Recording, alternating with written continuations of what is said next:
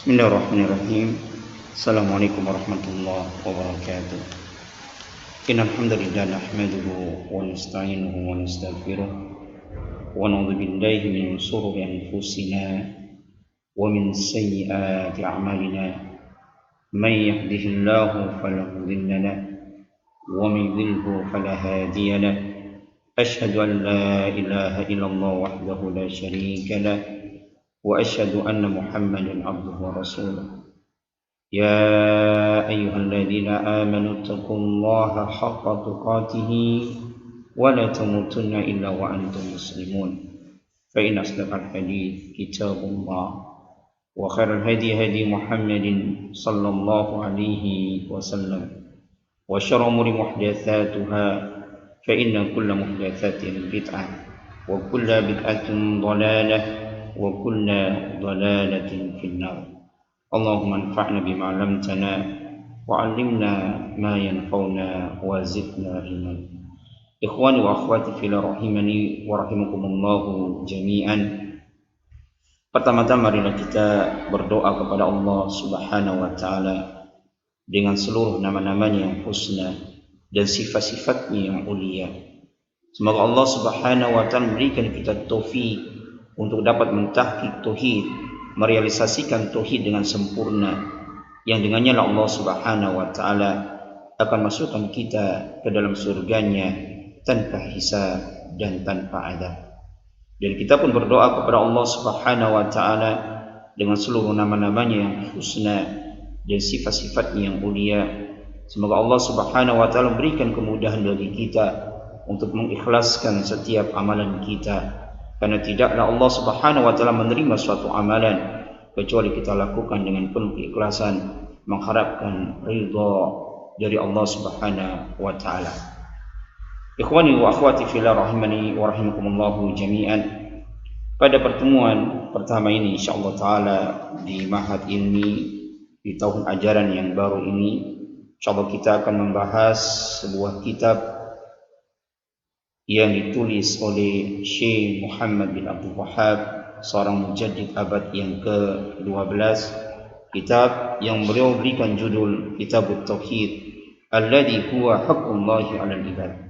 Kitabut Tauhid yang dia adalah merupakan hak Allah Subhanahu wa taala atas setiap hamba. Sebelum kita mempelajari kitab tersebut, ada baiknya di sini kita akan menjelaskan sedikit tentang keutamaan Kitabut Tauhid yang ditulis oleh Syekh Muhammad bin Abdul Wahhab. Ada beberapa keutamaan sebagaimana yang dijelaskan oleh para ulama terkait dengan Kitabut Tauhid yang ditulis oleh Syekh Muhammad bin Abdul Wahhab. Yang pertama, bahwasanya para ulama dari ulama tauhid mereka bersepakat bahwa tidak pernah ditulis di dalam Islam kitab yang inti dari pembahasan kitab tersebut adalah berbicara tentang tauhid uluhiyah. Jadi sebelum Syekh Muhammad bin Abdul Wahhab belum ada kitab seperti yang ditulis oleh beliau, yang kitab tersebut beliau tulis menjelaskan khusus tentang tauhid uluhiyah yang merupakan inti dakwah para nabi dan rasul, yang mana para nabi dan rasul tidaklah mendakwahkan kecuali mendakwahkan tauhid uluhiyah, mengajak manusia agar mereka hanya beribadah kepada Allah Subhanahu wa taala dan meninggalkan segala macam bentuk kesyirikan. Sebagaimana Allah Ta'ala berfirman, وَمَا أَرْسَلْنَا مِنْ قَبْلِكَ مِنْ رَسُولٍ إِلَّا نُوحِي إِلَيْهِ أَنَّهُ لَا إِلَهَ إِلَّا أَنَا فَاعْبُدُونِ. Dan tidaklah kami, kata Allah, dan tidaklah kami mengutus min qablika sebelummu ya Muhammad sallallahu alaihi wasallam min rasulin seorang rasul pun illa kecuali.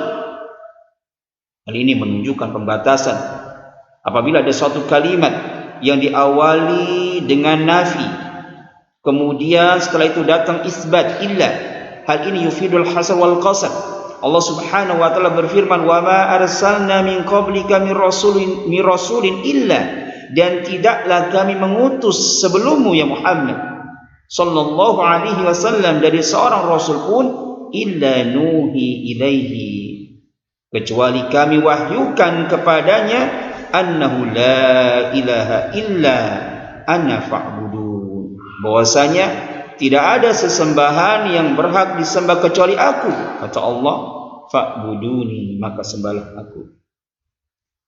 Dalam ayatnya yang lain Allah Ta'ala berfirman, walaqad ba'athna fi kulli ummatin rasulan, dan sungguh kami telah mengutus pada setiap umat seorang rasul, ani abudullaha wajtanibut taghut, yang mana rasul tersebut menyeru kepada umatnya, ani abudullaha, sembahlah Allah, wajtanibut taghut, dan jauhilah peribadahan kepada taghut, sesembahan dari selain Allah Subhanahu wa taala.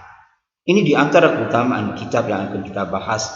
Jadi para ulama dari ulama tauhid, mereka bersepakat bahwasanya tidak pernah di dalam dunia Islam ditulis kitab yang khusus membahas tentang tauhid uluhiyah, yang merupakan inti dakwah para nabi dan rasul.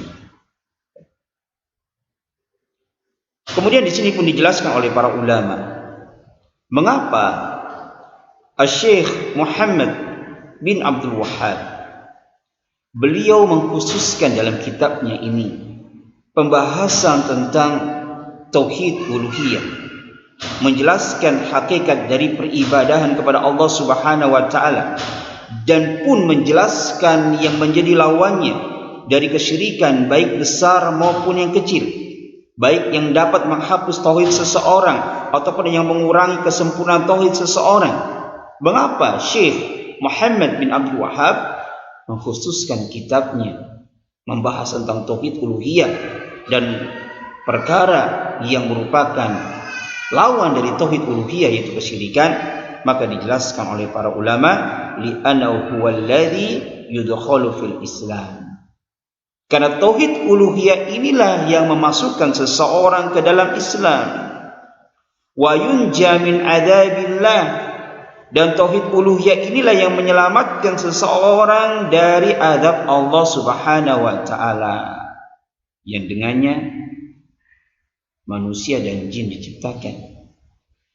Wa ma khalaqtul jinna wal insa illa liya'budun, yang dengannya para rasul diutus,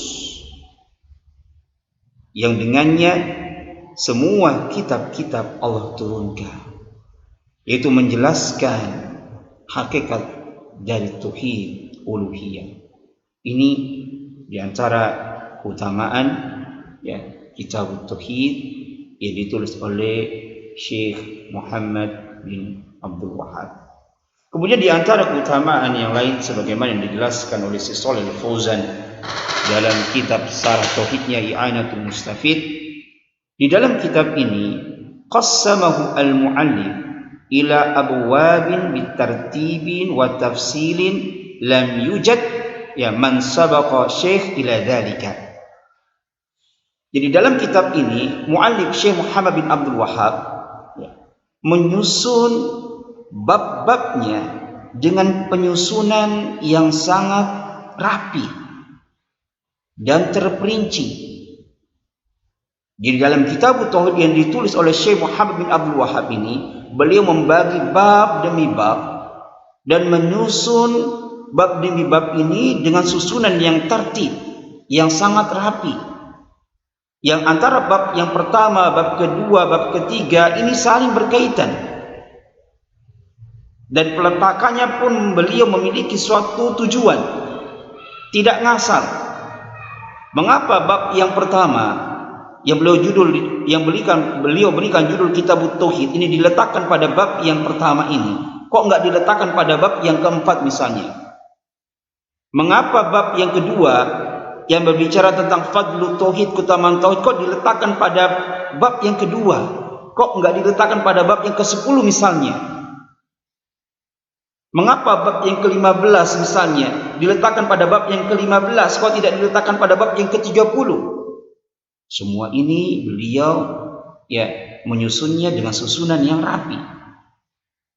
Sehingga para ulama, kalau kita lihat syarah-syarah para ulama, tatkala beliau menjelaskan bab demi bab dari kitab tauhid ini, banyak di antara mereka yang menjelaskan hubungan antara bab sebelumnya dengan bab sesudahnya. Hubungan antara bab sebelumnya dengan bab sesudahnya. Jadi memiliki kaitan. Yang ini kata beliau, lam yujad man sabaqa syekh ila dzalika. Sebelumnya tidak ada yang mendahului syekh yang menyusun bab demi bab dengan susunan yang begitu rapinya. Ini di antara kelebihan kitab tauhid yang ditulis oleh Syekh Muhammad bin Abdul Wahhab. Di antara keutamaan yang ketiga, ini sebagaimana dijelaskan oleh Syekh Shalih Al-Fauzan dalam kitabnya I'anatul Mustafid, yaitu aurada al-mu'allif fi kulli babin.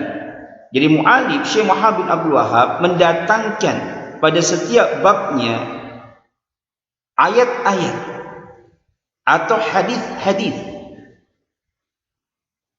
yang hal ini menunjukkan bahwa apa yang beliau sampaikan bab demi babnya ini fahuwa mabniun ala alkitab was sunnah. Ini dibangun di atas alkitab dan as-sunnah. Bukan berdasarkan ra'yu. Karena memang dalam masalah akidah haruslah berdasarkan dalil. Tidak boleh taklid. Tidak boleh berdasarkan ra'yu. Dan itulah hakikat dari ilmu. Kama qala syair, sebagaimana berkata seorang penyair, al-ilmu qala Allah wa qala rasuluhu wa qala sahabah. Laisa khalafa fihi. Al-ilmu qala Allah qala rasuluhu qala sahabah laisa khalafa fihi. Ilmu itu adalah firman Allah, yaitu Al-Quran. Kemudian perkataan Rasulullah sallallahu alaihi wasallam dan perkataan para sahabat yang tidak menyelisihi Al-Quran dan As-Sunnah. Itulah al-ilmu. Dan kitab tauhid yang ditulis oleh Syekh Muhammad bin Abdul Wahhab, kalau nanti kita bahas satu demi satu, bab demi bab, setiap beliau mendatangkan bab, memberikan judul bab, langsung beliau membawakan qala Allah Ta'ala atau qala Rasulullah sallallahu alaihi wasallam. Tidak berkata qultu, saya berkata, tidak. Langsung membawakan firman Allah Subhanahu wa taala, dan itu kebanyakannya, atau langsung membawakan sabda Rasulullah sallallahu alaihi wasallam.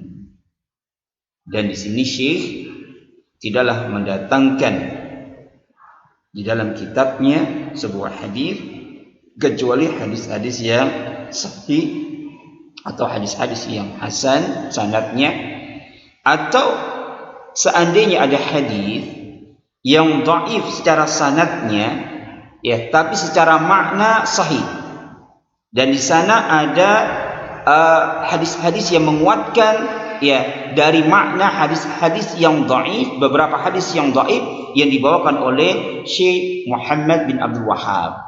Itu pun hanya sebagai penguat saja, bukan sebagai syahid utama dari pendalilan yang dibawakan oleh Syekh Muhammad bin Abdul Wahhab. Jadi setiap bab beliau bawakan ayat Al-Quran, hadis yang sahih, dan seandainya beliau membawakan hadis yang dhaif, itu pun hanya sebagai penguat saja. Itu pun dikuatkan dan maknanya sahih, ya, walaupun sanadnya dhaif tapi maknanya sahih, dan dikuatkan oleh dalil-dalil sebelumnya dari Al-Quran maupun dari As-Sunnah yang dibawakan oleh Syekh Muhammad bin Abdul Wahhab, dan itu pun jumlahnya tidaklah banyak. Kemudian di antara keutamaan selanjutnya, yang ketiga, yang keempat, sebagaimana yang dijelaskan oleh Syekh Al-Syekh dalam kitabnya At-Tamhid, bahwasanya sebagian ulama menyamakan kitab tauhid yang ditulis oleh Syekh Muhammad bin Abdul Wahhab dengan kitab, ya, hadis ia ditulis oleh seorang ulama hadis, yaitu Al-Imam Bukhari. Beliau membuat sebuah kitab Sahihul Bukhari.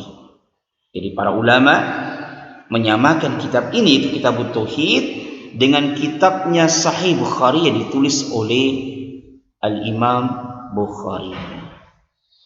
Dari sisi mana kesamaannya? Dari sisi bentuk model penyusunannya. Al-Imam Bukhari, tatkala beliau membawakan bab-babnya dalam kitabnya, beliau langsung membawakan sabda Rasulullah sallallahu alaihi wasallam tanpa ada suatu muqaddimah.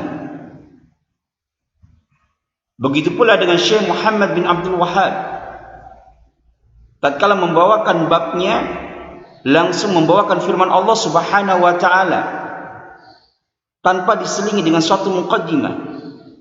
Antum bisa lihat dalam kitab Sahih Bukhari, babul awal, beliau langsung menyampaikan sabda Rasulullah, innamal a'malu binniyat. Kita lihat matanya kitab Tauhid yang ditulis oleh Syekh Muhammad bin Abdul Wahhab. Tatkala beliau membawa bab yang pertama kitab Tauhid, langsung beliau membawakan firman Allah Subhanahu wa taala, wa ma khalaqtul jinna wal insa illa liya'budun.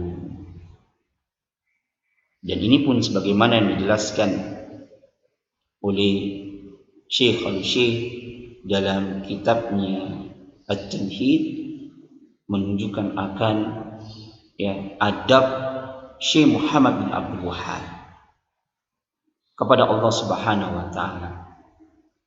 Jadi tatkala beliau rahimahullah taala membawakan kitabnya itu Kitab Tauhid, pada bab yang pertama Kitab Tauhid, langsung beliau membawakan firman Allah Subhanahu wa taala. Beliau ingin yang menjelaskan tentang hakikat dari tauhid, yaitu sang pemiliknya Allah Subhanahu wa taala. Karena Allah lah yang paling paham terkait dengan tauhid. Karena tauhid adalah merupakan hak Allah Subhanahu wa taala. Sehingga beliau tidak mendahulunya dengan suatu muqaddimah, memisahkan dengan perkataan beliau. Begitu pula Imam Bukhari tatkala menulis kitabnya, kitab Sahih Bukhari, pada bab yang pertama langsung membawakan hadis Rasulullah sallallahu alaihi wasallam. Karena kitab beliau adalah kitab hadis, dan tentunya yang paling paham tentang hadis adalah Rasulullah sallallahu alaihi wasallam. Ini diantara keutamaan Kitab Tauhid yang insyaallah kita akan bahas. Kita langsung masuk pada Kitab Tauhid. Bagi antum yang punya matanya, antum lihat Berkata Syekh Muhammad bin Abdul Wahhab, Bismillahirrahmanirrahim, Kitab Tauhid. Qala Allah Ta'ala, wa ma khalaqtul jinna wal insa illa liya'budun. Ada beberapa poin yang insyaallah kita akan bahas pada bab ini.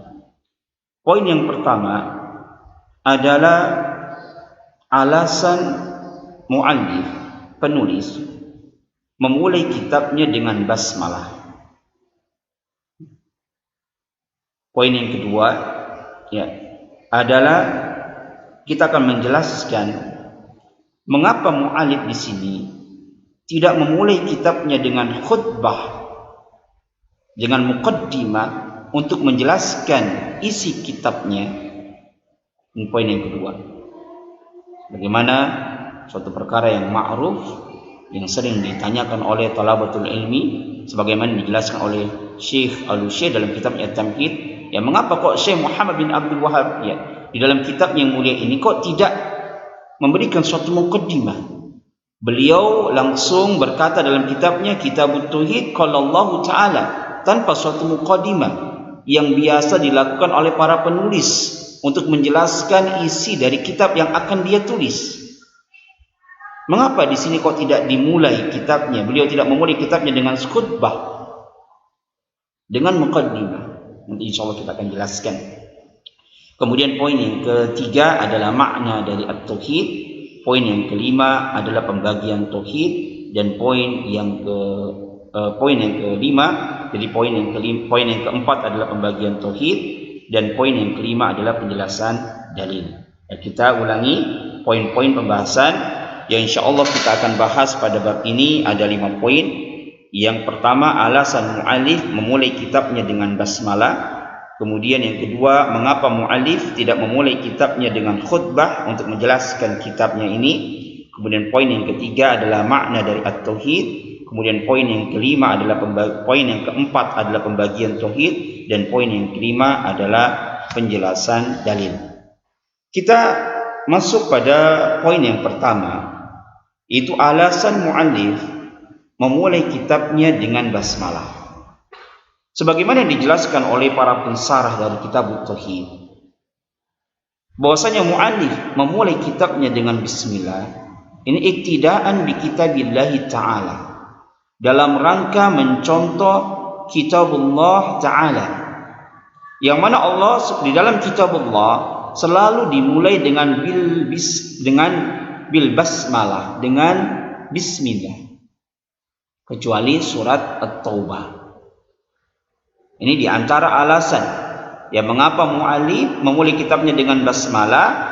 Yang pertama, dalam rangka mencontoh kitab Allah, Al-Quran, yang mana dalam Al-Quran setiap suratnya selalu dimulai dengan basmalah, kecuali surah At-Taubah. Kemudian alasan yang kedua, dalam rangka mencontoh Nabi sallallahu alaihi wasallam,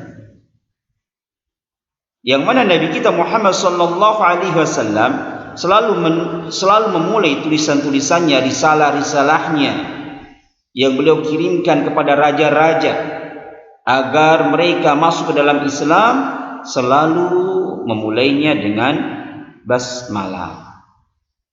Dan juga berdasarkan hadis Rasulullah sallallahu alaihi wasallam, walaupun di sana para ulama khilaf akan kesahihannya, Rasulullah sallallahu alaihi wasallam bersabda, kullu amrin li balin la yubda'u fihi bismillahirrahmanirrahim fa huwa abtar. Setiap perkara yang penting yang tidak dimulai di dalamnya dengan bismillahirrahmanirrahim fahuwa abtar, yakni berkurang barokahnya, ai naqisul barakah.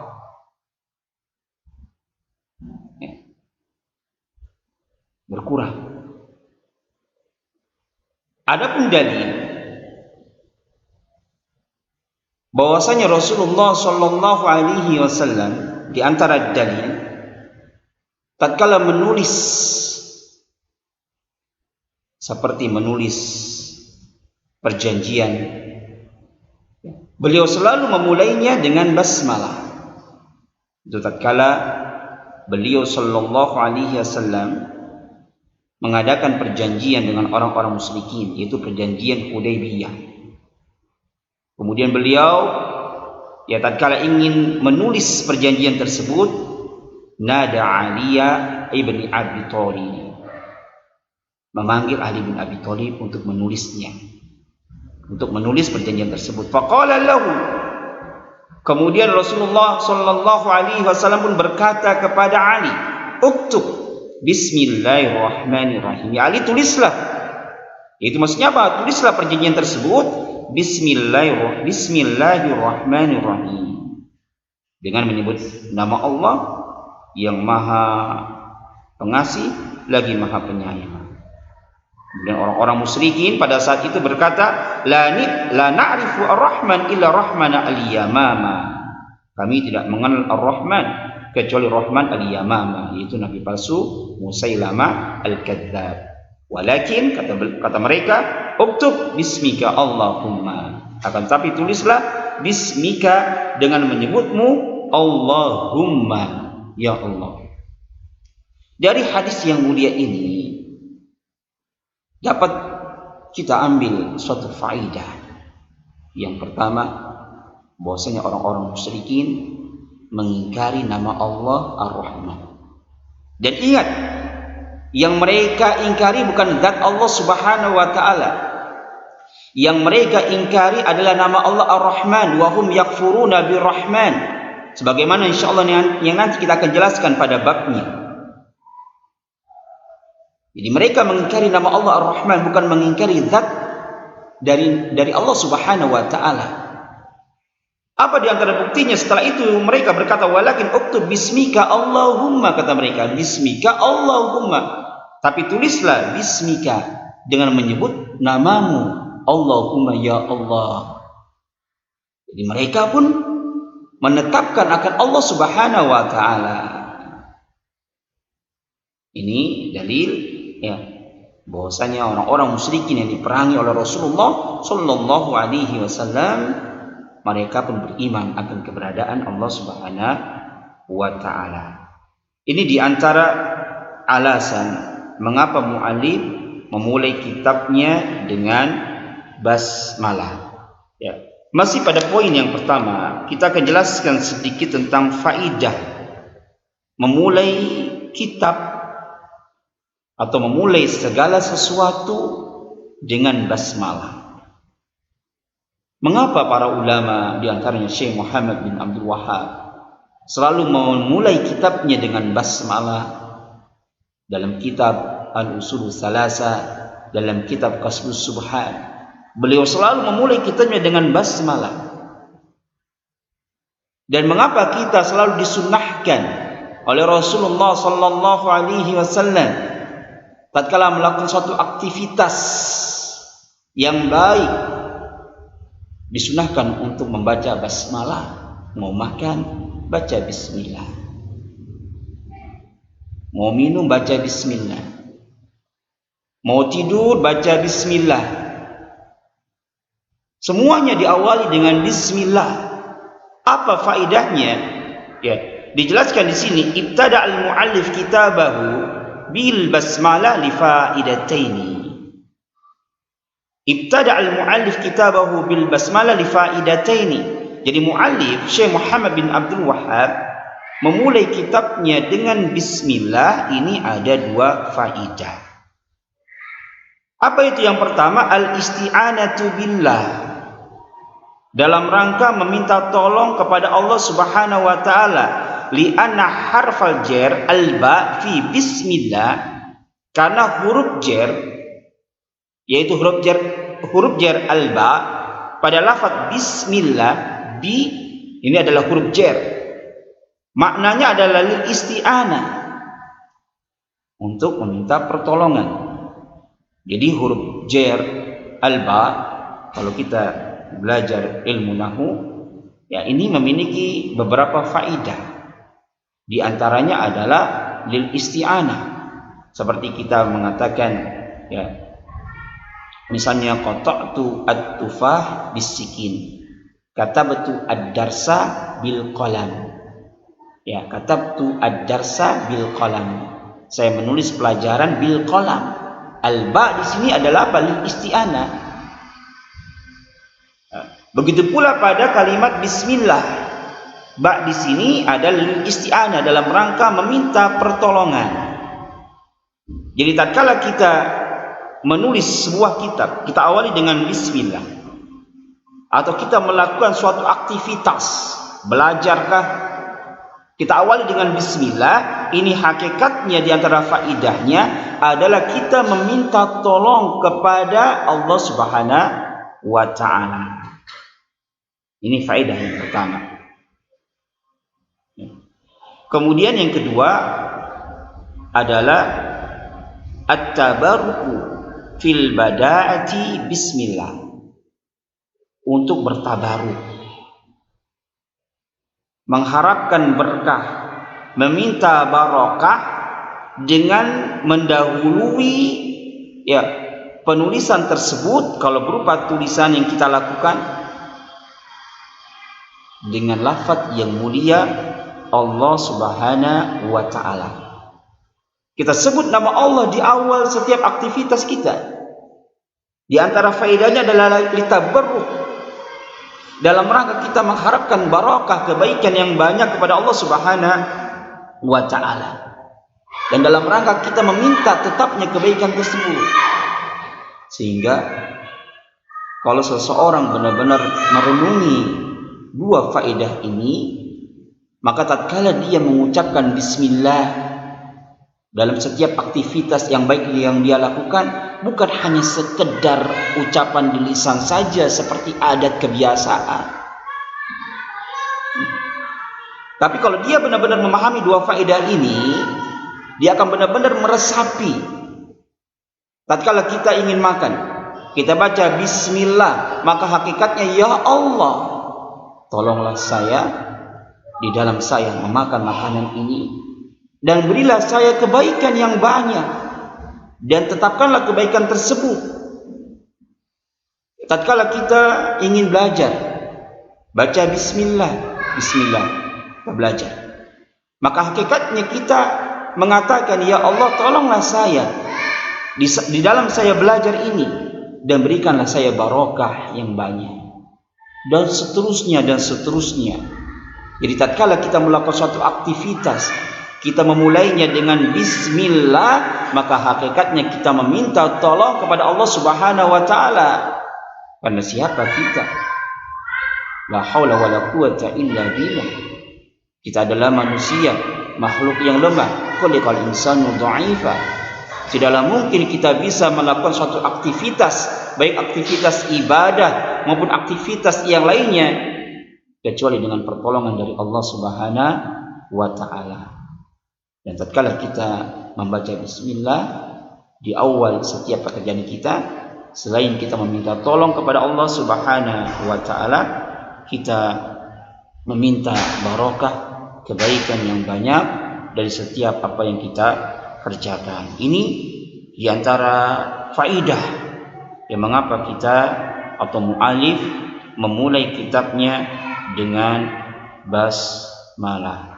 Kita langsung masuk pada poin yang kedua, yaitu mengapa mu'alif tidak memulai kitabnya dengan khutbatul hajat untuk menjelaskan kitabnya. Dikatakan oleh Syekh Al-Ushir dalam kitabnya At-Tamhid, beliau berkata, wa hahuna su'alun ma'rufun, dan di sana ada suatu pertanyaan yang ma'ruf, wa huwa, yaitu limadha khalafa syekh tariqal musannifina ya falam yaj'al lil kitabi khutbah yubayinu fima tariqatuhu bal qala kitabut tauhid wa qaulullahi ta'ala wa ma khalaqtul jinna wal insa illa liya'budun. Jadi ya, di sana ada suatu pertanyaan yang ma'ruf, kata beliau, yaitu kenapa Syekh Muhammad bin Abdul Wahhab menyelisihi tariqah para penulis yang beliau tidak menjadikan kitabnya ini diawali dengan khutbah, dengan muqaddimah untuk menjelaskan ya, dari kitab yang beliau akan tulis. Tapi beliau langsung berkata, kitabut tauhid qaulullahi ta'ala qaulullahi ta'ala wa ma khalaqtul jinna wal insa illa liya'budun. Maka al-jawab minal wujuh, jawabnya ada beberapa sisi, sebagaimana dari sarah-sarah yang ana baca. Yang pertama, ada ulama yang menjelaskan annahu iktafa rahimahullahu ta'ala bi bismillahirrahmanirrahim fa innaha kafiyatun fi tsana 'ala Allah ta'ala wa kafiyatun bil ibtida'. Jadi bahwasanya Syekh Muhammad bin Abdul Wahhab beliau mencukupkan dengan bismillahirrahmanirrahim, karena ya kalimat bismillahirrahmanirrahim ini sudah mencukupi di dalam memuji Allah Subhanahu wa taala, dan sudah mencukupi sebagai suatu muqaddimah. Tanpa kita membaca khutbatul hajah misalnya dengan mencukupkan bismillah, maka yang seperti ini sudah cukup, yang di dalamnya ada pujian kepada Allah Subhanahu wa taala, dan sudah cukup sebagai permulaan.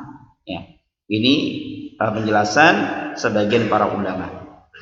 Kemudian yang kedua, sebagaimana dijelaskan oleh Syekh Asy'ari al-Alamah Syekh Abdurrahman bin Hasan, ya, yaqulu, beliau berkata, di sisi saya memiliki sebuah naskah dengan tulisan mu'allif yang di dalam naskah tersebut ya beliau memulai kitab ini dengan perkataannya alhamdulillahirabbil alamin wassalatu wassalamu ala nabiyyina Muhammadin. Jadi ternyata di sini Syekh Abdurrahman bin Hasan rahimallahu taala beliau berkata, katanya beliau memiliki naskah dari kitab Tauhid yang merupakan tulisan dari Mu'allif Syekh Muhammad bin Abdul Wahhab. Di dalam naskah yang ada pada beliau ini, Syekh Muhammad bin Abdul Wahhab yang memulai kitabnya dengan alhamdulillahirabbil alamin wassalatu wassalamu ala nabiyyina Muhammadin. Ya, ini diantara penjelasan salah seorang ulama. Kemudian yang ketiga, ini sebagaimana yang dijelaskan oleh Syekh Al-Syekh dalam kitabnya At-Tamhid. Beliau berkata, anna tauhida, bahwasanya tauhid yang akan dijelaskan oleh Syekh Muhammad bin Abdul Wahhab di dalam kitabnya ini, huwa tauhidullah, yaitu berbicara tentang tauhidullah, mentauhidkan Allah Subhanahu wa taala. Jadi bahwasanya tauhid yang akan dijelaskan oleh Syekh Muhammad bin Abdul Wahhab dalam kitabnya ini, yang beliau berikan judul Kitab Tauhid, ya tentunya ya dari judul saja kita sudah paham.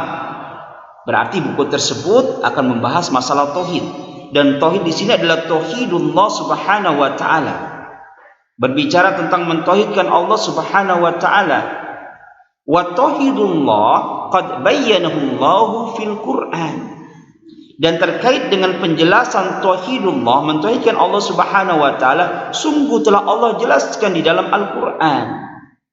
Fakana lidzalika, oleh karena itulah, minal adab fi maqamit tauhid, sebagai bentuk adab terhadap kedudukan tauhid, alla yaj'ala fasilan bainal haq wad dal 'alal haq.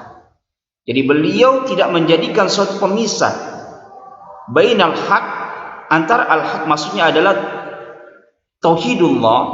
Beliau tidak menjadikan pemisah antara materi tauhidullah wadal alal haq, ya, dan yang menunjukkan akan tauhidullah tersebut, yaitu kalamullah wa kalamur rasul. Materi yang akan dibahas oleh Syekh Muhammad bin Abdul Wahhab adalah materi terkait masalah tauhid. Dan penjelasan tauhid ini terdapat dalam Al-Quran dan As-Sunnah. Ya. Allah telah menjelaskan hakikat dari tauhid di dalam Alkitabnya, itu Al-Quran. Dan Rasulullah pun telah menjelaskan hakikat dari tauhidullah dalam hadis-hadisnya yang sahih. Sehingga sebagai bentuk adab beliau kepada Allah Subhanahu wa taala, beliau tidak memisahkan perkataan beliau dengan Al-Quran yang merupakan kalamullah, perkataan Allah yang menjelaskan hakikat dari tauhid. Sebagai bentuk adab, ya, beliau seakan-akan ya ingin mempersilahkan melihat dalil dari Al-Quran yang merupakan perkataan Allah Subhanahu wa taala yang menjelaskan hakikat dari tauhidullah yang merupakan hak Allah Subhanahu wa taala. Ini ya sebagaimana yang dijelaskan oleh Syekh Al-Syekh, sehingga beliau tidak menjadikan khutbah, tidak menjadikan perkataan yang memisahkan antara tauhid dengan sang pemilik tauhid, yaitu Allah Subhanahu wa taala. Ini diantara penjelasan yang dijelaskan oleh para ulama mengapa mu'alif tidak memulai kitabnya dengan khutbah untuk menjelaskan kitabnya.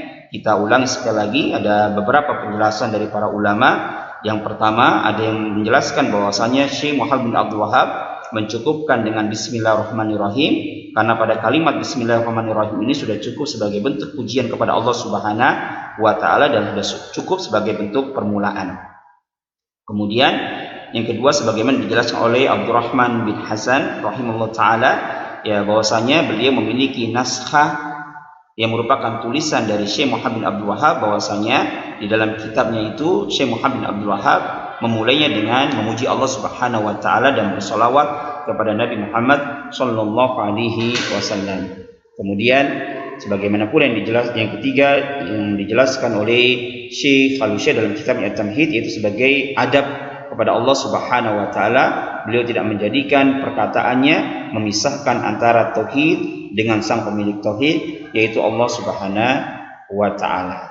Adapun kalau penjelasannya Syekh Muhammad Shalih Al-Utsaimin dalam kitabnya Al-Qaulul Mufid, beliau mencukupkan dengan judul dan tidak memulainya dengan khutbatul hajat, karena dengan judul saja tatkala beliau mengatakan kitabut tauhid, ya maka jelaslah sang pembaca akan mengetahui bahwa apa yang beliau tulis pasti akan berbicara tentang tauhid. Kita langsung masuk pada poin yang selanjutnya, yaitu penjelasan makna tauhid. Penjelasan makna dari tauhid. At-tauhid fil lughah, tauhid secara bahasa adalah masdar dari wahada yuwahhidu tauhidan. Tauhid secara bahasa adalah masdar dari wahada yuwahhidu tauhidan. Maknanya adalah idza ja'alahu wahidan, yaitu jika menjadikan sesuatu menjadi satu. Jadi tauhid secara bahasa adalah menjadikan sesuatu menjadi satu. Wahada, wahid, wahada yuwahhidu tauhidan. Ini secara bahasa. Kalau kita katakan misalnya thalatha yusallisu taslisan, thalatha yusallisu taslisan, berarti maknanya adalah menjadikan sesuatu menjadi tiga. Rabba'a yurabbi'u tarbi'an, menjadikan sesuatu menjadi empat. Khammasa yukhammisu takhmisan, menjadikan sesuatu menjadi lima secara bahasa. Adapun tauhid diambil dari kata wahada yuwahhidu tauhidan, maknanya adalah menjadikan sesuatu menjadi satu. Ini secara bahasa. Dan perlu yang menjadi catatan buat kita, tidaklah seseorang itu dia dikatakan telah menjadikan sesuatu menjadi satu kecuali terpenuhi dua rukun. Yang pertama adalah nafyu, dan yang kedua adalah al-itsbat. Ya, jadi tidaklah seseorang itu dikatakan telah menjadikan sesuatu menjadi satu. Tidaklah seseorang dikatakan telah mentauhidkan sesuatu atau menjadikan sesuatu menjadi satu kecuali terpenuhi dua rukun. Yang pertama adalah an-nafyu, peniadaan, dan yang kedua adalah al-itsbat, penetapan. Misal, contoh. Misal, kalau kita ingin mengatakan atau kita ingin dari perkataan kita ingin mentauhidkan Muhammad, orang satu-satunya orang yang keluar dari masjid. Ya, kita ingin mengatakan suatu perkataan yang dari tujuan perkataan kita ini kita ingin menunjukkan bahwasanya yang keluar dari masjid itu hanya Muhammad. Selain Muhammad enggak keluar. Kalau kita mengatakan kharaja minal masjidi Muhammadun, kharaja minal masjidi Muhammadun, Muhammad telah keluar dari masjid. Kalau kita mengatakan seperti ini, apakah sudah menunjukkan bahwasanya yang keluar dari masjid itu hanya Muhammad? Tentunya tidak. Kita hanya menetapkan yang keluar dari masjid Muhammad. Maka yang seperti ini belum dikatakan kita telah menjadikan Muhammad satu-satunya yang keluar dari masjid, karena belum ada penafian. Bagaimana kalimat yang benar? Kalimat yang benar adalah ma kharaja minal masjid illa Muhammad. Ma kharaja minal masjidi ahadun illa Muhammad. Tidak ada seorang pun yang keluar dari masjid illa Muhammad, kecuali Muhammad. Baru dari perkataan tersebut kita telah mentauhidkan Muhammad, orang satu-satunya orang yang keluar dari masjid. Oleh karena itulah kalimat tauhid la ilaha illallah terkumpul dua rukun ini. La ilaha itsbat illallah, la ilaha nafyun illallah itsbat, la ilaha peniadaan, illallah penetapan. Berarti seseorang tidaklah dikatakan mentauhidkan Allah Subhanahu wa taala dalam semua macam jenis tauhid, rububiyah, uluhiyah dan asma wa sifat yang insyaallah nanti kita akan jelaskan, kecuali terpenuhi dua rukun ini. Dia menetapkan dan dia meniadakan. Dia menetapkan bahwasanya Allah lah yang mencipta alam semesta ini dan dia meniadakan selain Allah. Dia menetapkan bahwasanya yang berhak disembah adalah Allah Subhanahu wa taala dan dia meniadakan selain Allah. Dia menetapkan walillahil asmaul husna, hanya milik Allah lah nama-nama yang husna dan dia meniadakan yang lainnya. Inilah tauhid. Kalau dia beribadah kepada Allah tapi tidak meniadakan yang lainnya, maka tidaklah dikatakan orang-orang yang bertauhid. Orang-orang musyrikin yang diperangi oleh Rasulullah sallallahu alaihi wasallam, mereka pun beribadah kepada Allah Subhanahu wa taala. Akan tetapi kenapa mereka tidak dikatakan orang yang bertauhid? Al-jawab, karena mereka tidak meniadakan sesembahan selain Allah Subhanahu wa taala. Maka dari definisi tauhid secara bahasa ini, itu menjadikan sesuatu menjadi satu. Tidaklah mungkin kita menjadikan sesuatu menjadi satu kecuali terkumpul dua hal, yaitu nafyu, peniadaan, dan yang kedua adalah isbat, penetapan. Kemudian adapun makna tauhid secara syar'i sebagaimana yang dijelaskan oleh para ulama adalah ifradullah ta'ala birrububiyah wal uluhiyah wal asma was sifat. Jadi definisi tauhid secara syar'i adalah ifradullah ta'ala birrububiyah wal uluhiyah wal asma was sifat, menunggalkan Allah di dalam rububiyah, di dalam uluhiyah dan juga di dalam nama-nama dan sifat-sifatnya. Kemudian sebelum kita lanjut pada pembahasan tentang pembagian tauhid, ada satu perkara yang harus di sini penting kita ketahui, bahwasanya lafaz tauhid hal ini adalah bukan merupakan lafaz yang bid'ah. Lafaz tauhid adalah merupakan lafaz yang syar'i, bukan suatu perkara yang dibuat-buat. Karena ada sebagian orang membid'ahkan lafaz tauhid ini. Mereka menganggap ini adalah buatannya Syekh Muhammad bin Abdul Wahhab atau buatannya Ibnu Taimiyah. Ini adalah merupakan suatu kesalahan. Adapun dalilnya bahwasanya lafaz tauhid ini adalah lafaz yang syar'i, sebagaimana yang telah datang dalam Sahih Bukhari, bahwasanya Nabi sallallahu alaihi wasallam lama ba'atha Mu'adz, tatkala beliau mengutus Mu'adz bin Jabal ila Yaman, qala lahu, beliau berkata, innaka ta'ti qauman ahlul kitab, sesungguhnya engkau yang Mu'adz akan mendatangi suatu kaum dari ahlul kitab, falyakun awwala ma tad'uhum ilaihi ila ayyuhidullah, maka hendaklah yang pertama kali engkau dakwahkan kepada mereka yaitu ila ayyuhidullah, agar mereka mentauhidkan Allah. Wahada yuwahidu, fi'lul mudhari, masdarnya adalah at-tauhid. Berarti hal ini menunjukkan bahwasanya tauhid adalah lafaz yang syar'i. Ini bantahan bagi sebagian orang yang membid'ahkan lafaz tauhid. Nah, kemudian poin yang keempat tentang pembagian tauhid.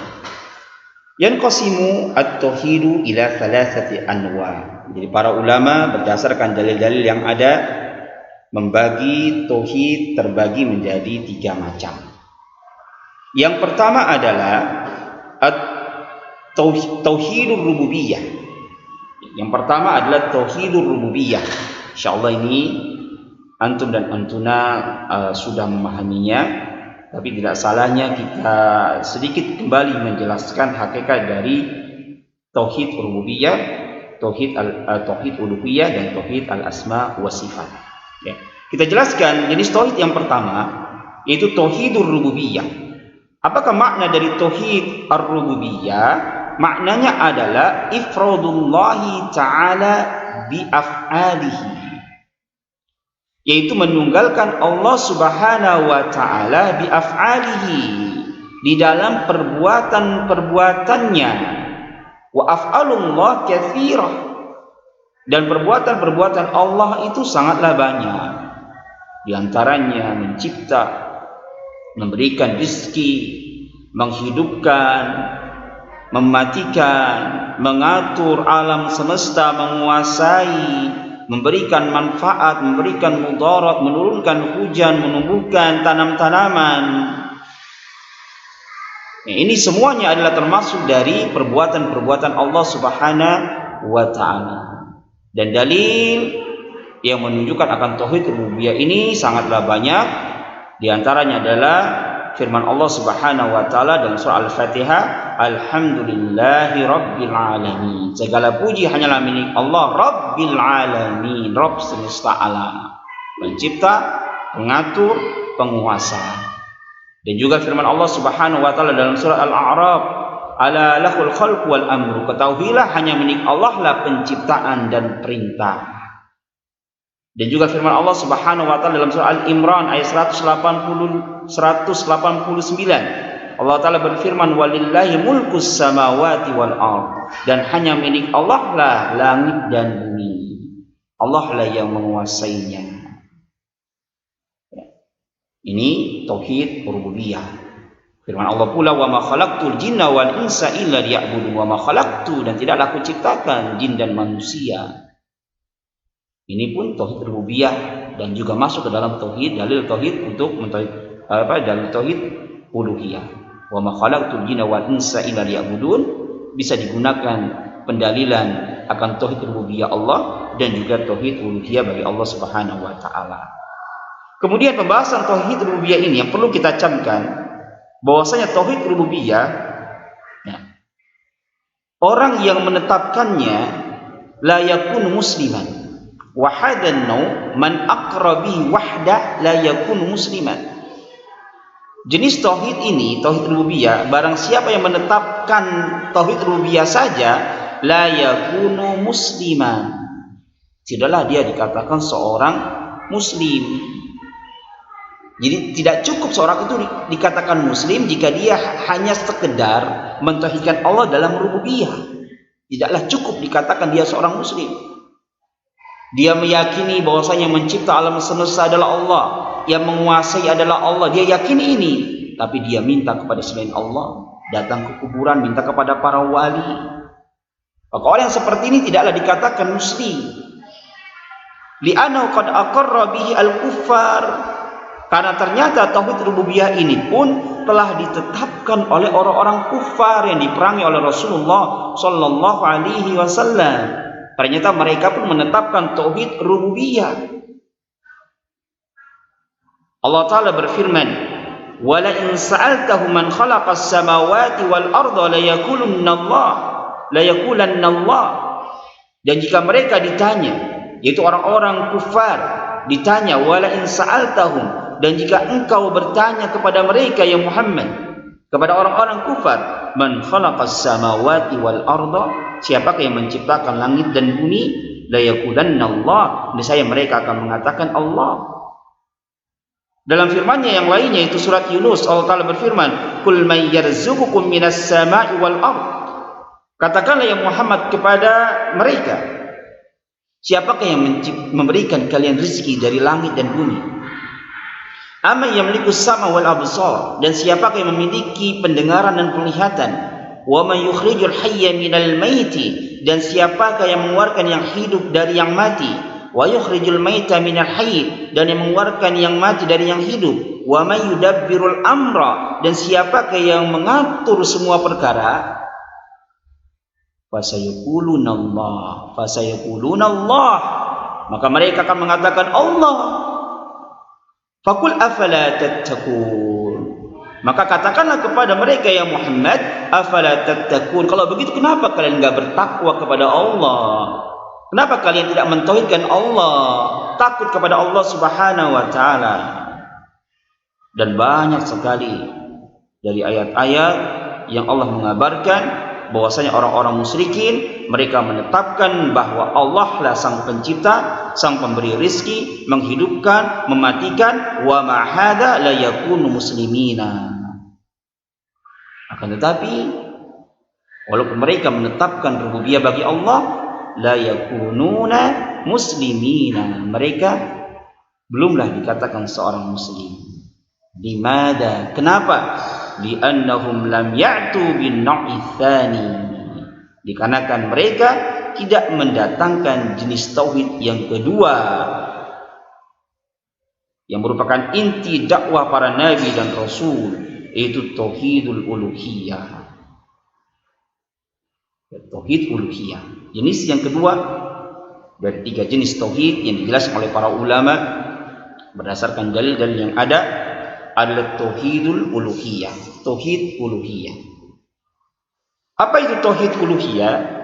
Tauhid uluhiyah maknanya adalah ifradullahi ta'ala bil ibadah, menunggalkan Allah Subhanahu wa taala di dalam peribadahan. Bi alla yu'bad illallah, itu dengan tidak beribadah kecuali hanya kepada Allah. La yusalla wa la yud'a wa la yudhbah wa la yunzar wa la ila akhirih ilallah. Tidak salat, tidak berdoa, tidak menyembelih, tidak bernazar dan selainnya dari macam-macam ibadah kecuali ditujukan kepada Allah Subhanahu wa taala, dan mengharapkan yang demikian itu wajah Allah Subhanahu wa taala.